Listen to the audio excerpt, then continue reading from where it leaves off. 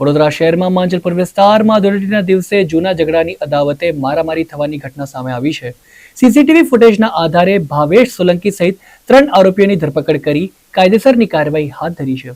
વડોદરા શહેરમાં લુખ્ખા તત્વોને જાણે પોલીસનો ડર જ નથી રહ્યો એવા દ્રશ્યો અવારનવાર સામે આવતા હોય છે.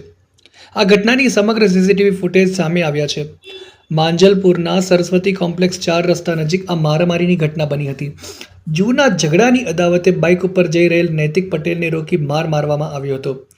ભાવેશ સોલંકી ઉર્ફે ભાઉ, તેની પત્ની માયા સહિતના 4 સાગરીતોએ નૈતિકને માર્યો હતો.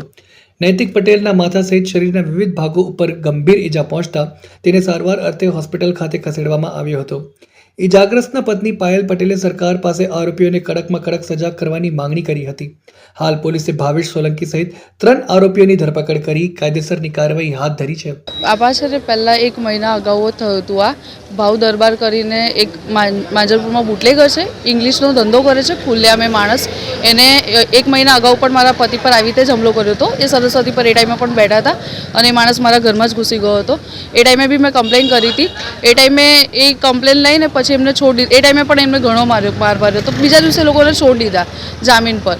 અને આજે ડુલેટી હતી, એ લોકો સરસ્વતી 4 રસ્તાથી મારા હસબન્ડ બેઠા હતા, ખાલી રિક્ષામાં નાખીને લઈ ગયા અને એટલો માર્યો કે એના માથામાં 35 થી 40 ટાંકા છે. અને એને કે એને ભાન જ નહોતું કશાનું મારા હસબન્ડને. અને અમને હોમગાર્ડવાળાએ જાણ કરી ત્યારે અમને ખબર પડી કે આને અહીંયા લાયા છે આ લોકો. એમને માંજલપુર ગામમાં લઈ જઈને માર્યો લોકોએ. અમારી માંગણી એક જ છે કે આ જે દારૂનો ધંધો જે ખુલ્લેઆમ કરે છે આ લોકો, એમની ઉપર સખ્તમાં સખ્ત કાર્યવાહી થાય ને આ લોકોને કડકમાં કડક સજા આપે સરકાર. હવે એવી માંગણી છે અમારી. બીજી વખત આ બનાવ બન્યો છે. SSG હોસ્પિટલ લઈને આવ્યા છે અમે.